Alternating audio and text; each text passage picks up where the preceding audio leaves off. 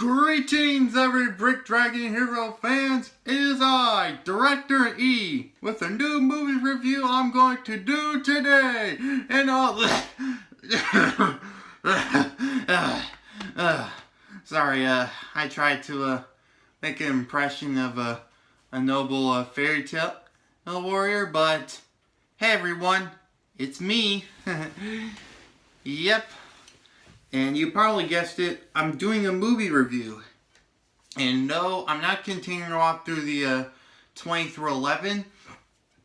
As you probably guessed it from my review on Moana, Frozen, and The Jungle Book, Incredibles, and Peter Pan.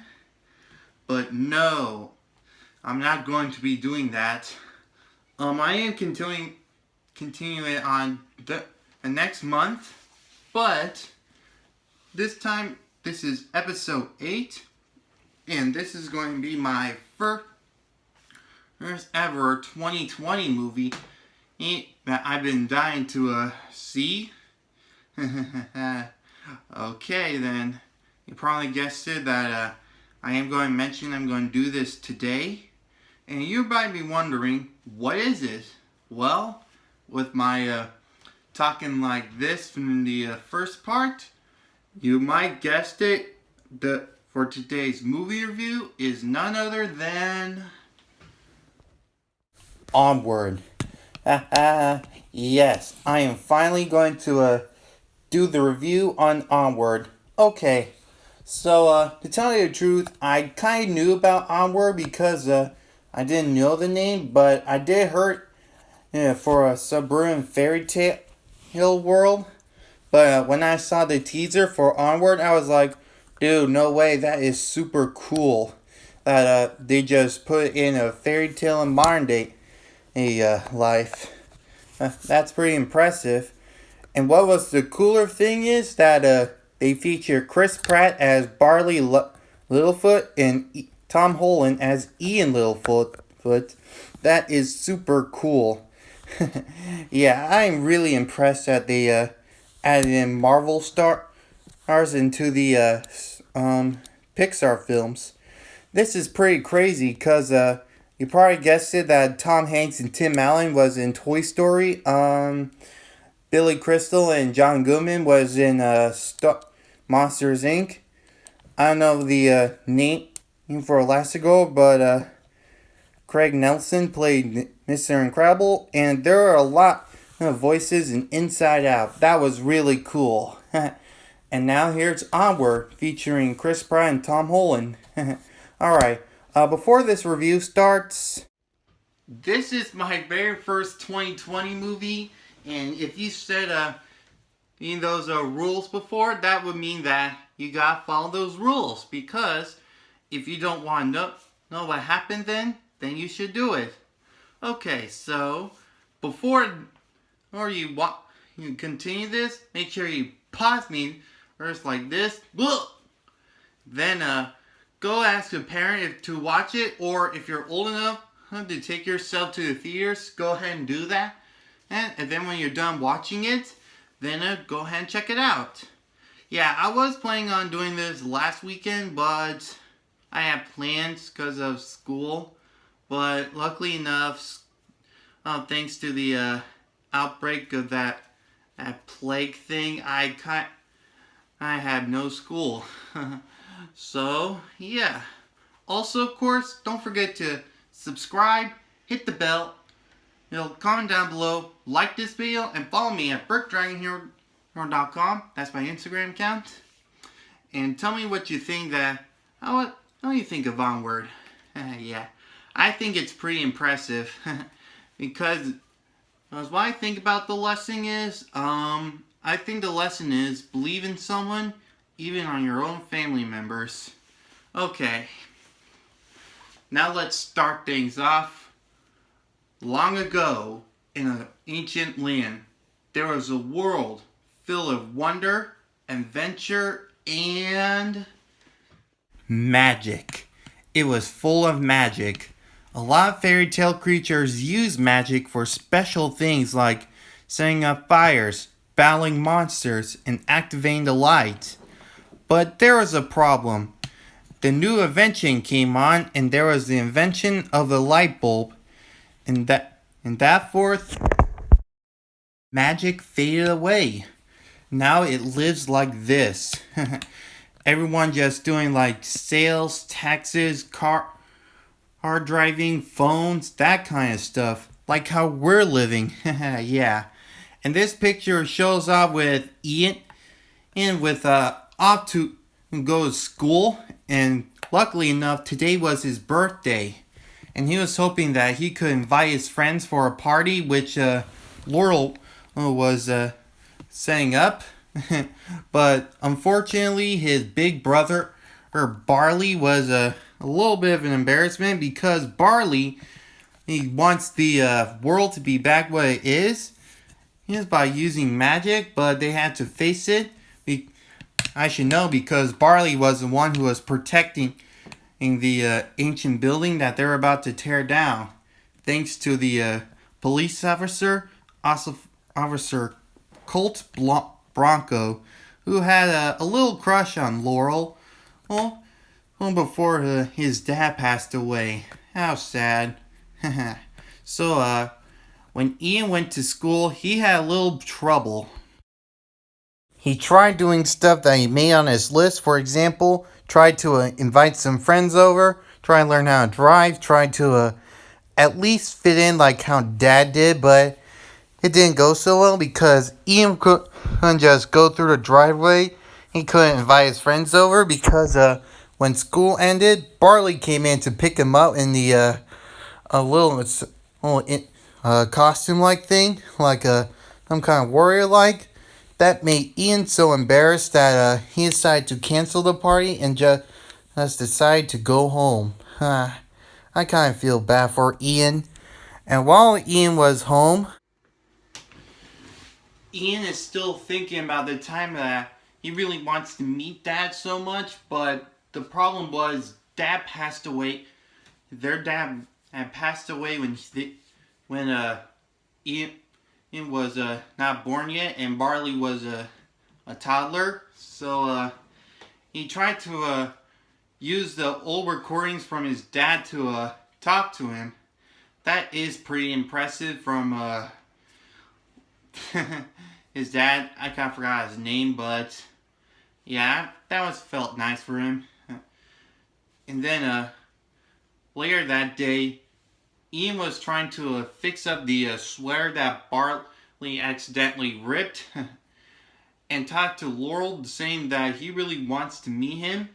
And luckily enough, Laurel had an idea. That she decided to get Ian Barley from his dad when at least both of them would turn 16. It was a magic staff. Somehow, Ian Barley's dad had found a wizard staff. They thought he was a wizard, but he was actually an accountant. But they do believe that they could try to recover Dad because he wrote a spell to bring him back to life for one whole day. And to do that, they have Phoenix Gem with him. And luckily enough, Barley tried to use that magic, but it doesn't work. Because somehow he might not have the gift, but surprisingly, after the failed attempts, guess who had the gift of magic? It was Ian. When he wrote the spell, magic has activated, everything started flowing around and start appearing feet. It was one chance to recover Dad, but one problem. Since Ian was slipping away, Barley tried to help him, but explosion happened. And what happened to Ian Barley's dad? He managed to recover. Well, most of them really. Ian Barley tried to tell Dad where he is, but since he can't see, he was using the feed to tell where Ian Barley is. And luckily enough, Barley managed to help him out by doing like a little lullaby thing, like da da da da da da da. It helped them out. That proved him he's Dad. That managed to give Ian a chance to say hi to him, but there was one problem. they only got 24 hours until they tried to recover the rest of him. Oh boy. That was a challenge for Ian and Barley to get through. But, with that being said, they decided one thing to do. Going on a quest. Or some kind of strange errand. Oh wait, nope. It's a quest. To find a second Phoenix gem. But, Ian really wants to spend time with him when the rest of him comes out. But, he is a little bit worried about the spell thing that it might expose some other people who saw it and think like, what just happened? So, Ian had an idea. He decided to make a little top path for him to help him out with his disguise. It's perfectly perfect because Barley is remembering how he actually looks like. That is super perfect. Well, a little bit perfect. And meanwhile, Laurel was just trying to get Ian to come along to get their cake, but there's one problem. Ian wasn't there because he ran away with Barley to try and recover the half of him back. That made Laurel so worried that she decided to at least follow them. But meanwhile, for another search of another Phoenix gem, they decided to go to the place where one person who could find it, and that is the mighty Manticore. She is the one who fought dangerous beasts such as the golems or monsters. But there was a teeny problem. Since time changed, what happened to the Manticore? Well, it's actually preferred Corey the manager. Sadly enough, she lost her touch because throughout the day she no longer became the Manticore she was meant to be. Instead, she's just the manager of her own restaurant. Ian Barley asked her to find a map, but she refused because she said she would no longer take anyone to a dangerous quest. But thanks to Ian, who talked her out, she realized what happened to her and what was going on. And what happened then? She flipped out. She got so mad she nearly burned the house down, but luckily enough, Ian managed to save his dad with a levitation spell from falling wood, and they managed to escape, but the mat got burnt. But luckily enough, they managed to came back with the something, and with the color or paper-like thing. That is really impressive, and I kind of enjoyed it a little bit. But yeah, the color pen and paper helped out a little bit, and then the quest continues. They figure out what was the place, and that's Raven's Point.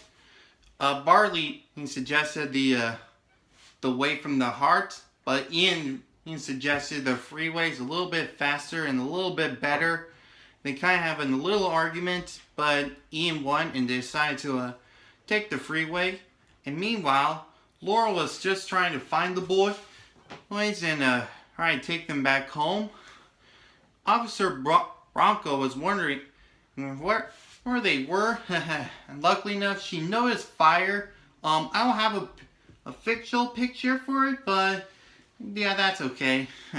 She was looking for the two teenage elves, but the Manticore told them about the two teenage elves. But don't worry, they went out to try and find it. She managed to tell them about the gem, the map, the curse. Whoops, I think she forgot to tell her about the curse. Oh boy, they're in much danger now. But then Laurel decided to take Courtney with her to try to see if Ian Barley tried to get them back home. So meanwhile, while Ian and Barley were driving onto the freeway, the car just ran out of gas. But they were trying to find another gas station, but no luck. But luckily enough, they managed to come up with a spell, a growth spell. With the can big enough, the gas will be at least big enough to fill it up and driving ahead. like I said, I don't really have another picture for it. I tried to find it. Yeah. So, Ian was trying to at least grow it, but he couldn't focus because Barley was distracting him a little bit. But then he got tiny. No, sorry, Brick. I don't mean tiny like you. Sorry. Sorry, I just heard Brick talking. Okay. Back to the video. Since he messed up, it caused Barley to shrink. So they decided to try and find another gas station to fill up the gas can. But there's another problem that happened. Sprite bikers appeared and decided to take on the food center. It was really crazy. I never thought there would be bikers who are fairies. That is way crazy than I thought it would be. But yeah, they were taking over the food center. But Ian and Barley tried to oh no, not Barley. Ian was trying to avoid them and not get into trouble. But thanks to Barley's her sense of mistreating, he was telling the sprites how they don't need to use bikes because they have wings to fly. That made the bikers so mad that the dad almost just knocked on the bikes, which made them super mad that they decided to chase them down. Oh boy, that was super crazy. And pretty cool though. That managed to help Ian cause his fear of the freeway a little bit and managed to escape the bikers. Yeah, that was a close one. Well, meanwhile, Laura and Corey are still trying to find the boys, but she did told her about the curse because the one says who would pull off the Phoenix Gem would at least needs a rock dragon, which might destroy the town. And at least they get the gem back. But the only one way to destroy it is by her mighty sword, the Curse Crusher. And that is super cool that she just ripped off the sleeves of her shirt to show off her tattoos. That is a little bit impressive than she had in the book. But since she couldn't afford it, she sold it for taxes to live in. That is not so good. So they decided to try and find the sword again. Well, meanwhile... Okay. Ian and Barley were going too fast on their car that two police officers just bought them. But luckily enough, Barley told Ian about the disguise belt. Or they get to disguise who they want to be. And they decide to disguise themselves as Officer Colt Bronco to tell them and that he was just driving the young Ian. They believed it a little bit, but the officers told him about Barley, a little bit of being a nuisance and a big screw up. But Ian was totally disagreeing, but that made the spell a little bit last off a bit, and Barley knows that he was lying. But luckily enough, they managed to escape. But one of the police officers just noticed that his footprints, they weren't really his footprints, so he called the real officer Colt Bronco. So that then, Barley was so upset Ian for saying he's a big screw up. Ian didn't want to make him feel bad, but he already pushed his luck and doesn't want to talk to him. But luckily enough, thanks for his dad, they were dancing a bit and having a great time. Good thing dads always have a solution to try to help solve the problem. And they get along just fine. That kind of got along for me too. Well, meanwhile...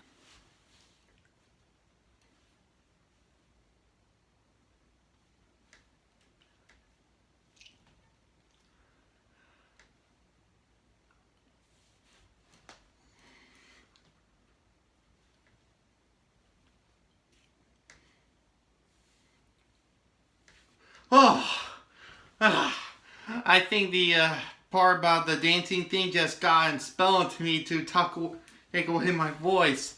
Oh boy. Who did that? Was it you, Super Dork? I'm checking on you. Okay. Like I was about to say, Laurel and Corey were off to try find the same place where she sold her sword at the pawn shop. The saleswoman was about to sell it for $10, but it has a bigger price. It's going to cost them $10,000. But thanks to Corey's scorpion hat, she just stung him and paralyzed her and just took away the sword. But luckily enough, Laurel managed to pay up for the damage. So, while Colt Bronco is checking on Laurel, we'll see what happens. He knows that, oh damn it, his piece of car was in the not so clear way to get through. And he knows that it was from, I forgot what was Barley's car's name. But luckily enough, Colt Bronco decided to follow the trail where they went off. So, when Ian and Barley were on to try fight at Raven's Point, there was a bridge blocking the way. And so with that, they decided to try out another spell.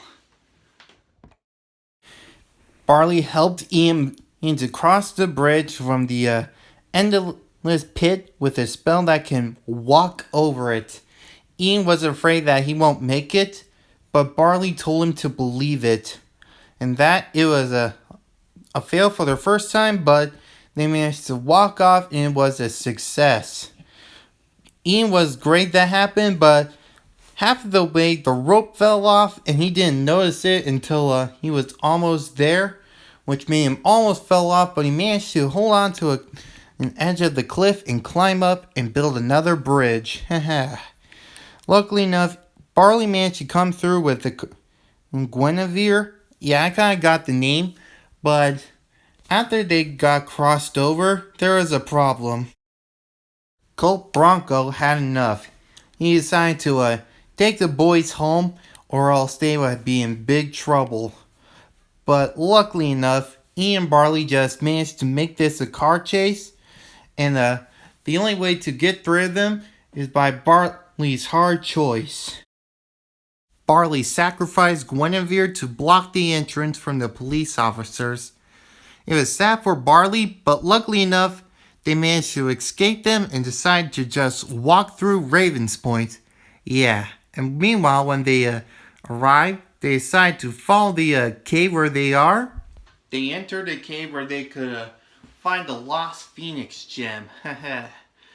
They figured out how to get there because the river was too long enough. They might go out for at least 7 hours, but they only got 5 hours left. So they figured out how they're going to do it at least by 3 minutes. Well, Barley had an idea to use a cheese tool for Ian to make a boat. It was super funny that they made a boat.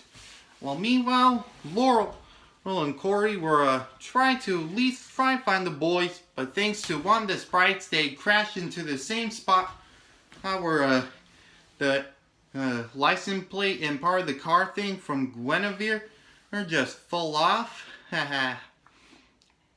And so that forth, she had an idea for Corey to do a little wing exercise.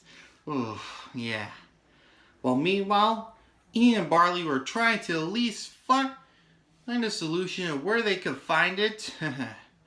They managed to escape the booby traps, the green blob thing that ate everything. I kind of forgot his name. And managed to escape the water hole. And luckily enough, they managed to try to find it and know where the Phoenix gem is. But they brought him back where they were. Ian was confused, and Barley was wondering that can't be right, which made Ian so mad. Ian so mad at Barley So much that he got mad at him and told him everything, even as a big screw up. With that being forward, he took Dad up to the peaks and decided to watch the sunset one more time. And he was about to cross off the list as if he wanted to do with Dad, but he realized something. He did those things, but not just with Dad, but Ian, not Barley. He realized the great times he had with Barley and felt bad for Barley that he decided to apologize. Well, meanwhile, Barley found out where the Phoenix Gem was. It was from the ancient building that he was trying to protect. He was trying to find it so hard that from the artifact he found, he managed to match it and grab the Phoenix Gem. But the curse was unleashed. A ferocious rock dragon just came out the ground and started to attack Ian, Barley, Corey, and Laurel, and the whole entire city. So, it was one thing they have to do. It was time for the final battle. Everyone was fighting so hard to end the core and managed to try to break it, but Ian lost the ancient staff. But thankfully, he got a splinter from the staff from before and managed to get a new staff that he used to break the dragon and use the levitation spell on the Curse Crusher to destroy it. Yes, it was a great success, but after it was destroyed, he managed to see the silhouette of Dad Barley.